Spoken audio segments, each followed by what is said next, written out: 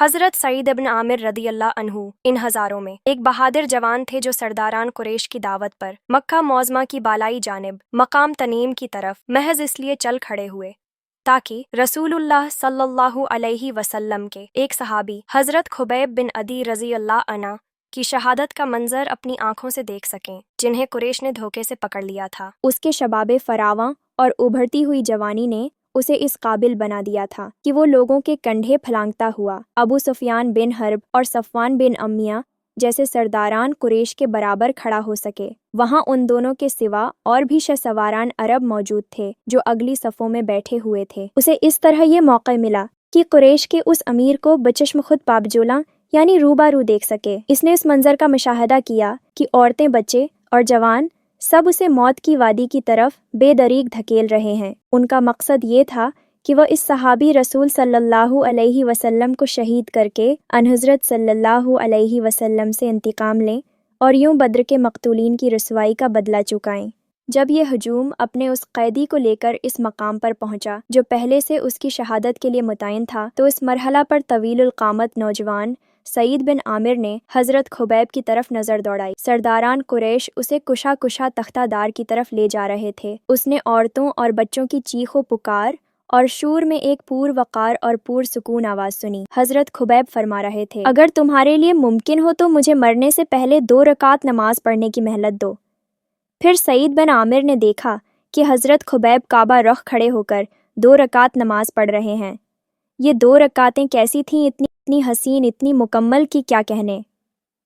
اس کے بعد حضرت سعید نے دیکھا کہ قوم کے سرداروں کی طرف منہ کر کے حضرت خبیب یہ کہہ رہے ہیں، باخدا، اگر مجھے اس بدگمانی کا اندیشہ نہ ہوتا کہ تم کہیں یہ نہ سمجھ بیٹھو کہ میں نے نماز کو موت کے ڈر سے طوالت دی ہے، تو میں نماز میں اور زیادہ وقت صارف کرتا۔ پھر حضرت سعید نے قریش کے سرداروں کو اپنی آنکھوں سے دیکھا کہ وہ حضرت خبیب کا زندہ حالت میں مثلا کر رہے ہیں، یعنی یہ لوگ ان کے جسم کا ایک ایک عضو کے بعد دیگرے کاٹ رہے ہیں اور کہہ رہے ہیں، کیا تمہیں یہ پسند نہیں کہ تمہاری جگہ حضرت محمد ہو اور تم اس تکلیف سے بچ جاؤ؟ ان کا اس حالت میں بھی کہ خون کے دھارے جسم سے پھوٹ رہے تھے۔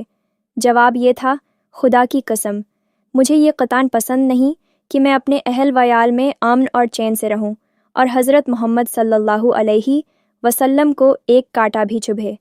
پھر جناب سعید بن عامر نے دیکھا کہ لوگ فضا میں ہاتھ ہلا ہلا کر اور زور زور سے کہہ رہے ہیں، اسے مار ڈالو، اسے مار ڈالو۔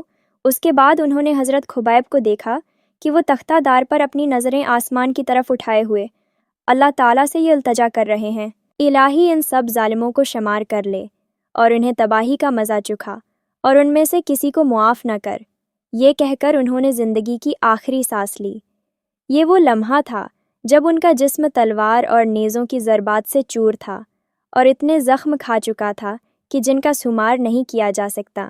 قریش بالآخر مکہ واپس لوٹ آئے اور اس کے بعد پیش آنے والے بڑے بڑے سنگین مارکوں کے نرگے میں حضرت خبیب اور ان کے واقعہ شہادت کو یکسر بھلا بیٹھے، لیکن اس نوجوان سعید بن عامر کے دل سے ایک لحظہ کے لیے بھی حضرت خبیب کی شہادت کا منظر نہیں مٹا۔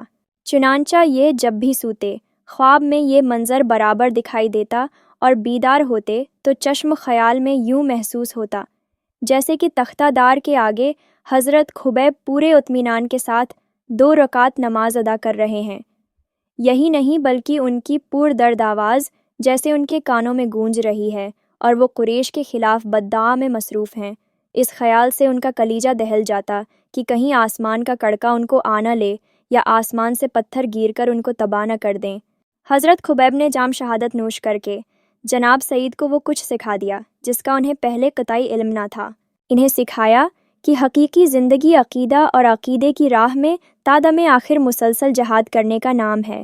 دوسری بات جو اس واقعہ سے انہوں نے سیکھی وہ یہ تھی کہ پختہ و محکم ایمان ایسے عجیب و غریب کردار کو جنم دے سکتا ہے جو عام حالات میں ظہور پذیر نہیں ہوتے۔ اس کے علاوہ انہیں اس حقیقت کا بھی احساس ہوا کہ وہ شخص جس سے اس کے رفقا اس درجہ محبت رکھتے ہیں کہ اس پر جان نچھاور کر دیں۔ بلاشبہ اللہ سبحانہ و تعالیٰ نے سعید بن عامر رضی اللہ عنہ کا سینہ اسلام کے لیے کھول دیا، چنانچہ برسر مجمع یہ اعلان کر دیا کہ میں سر تسلیم خم کرتا ہوں، میں آج سے مسلمان ہوں۔ ایسے صحابہ رضی اللہ عنہم کے واقعات کے لیے ہمارے چینل کو سبسکرائب کریں۔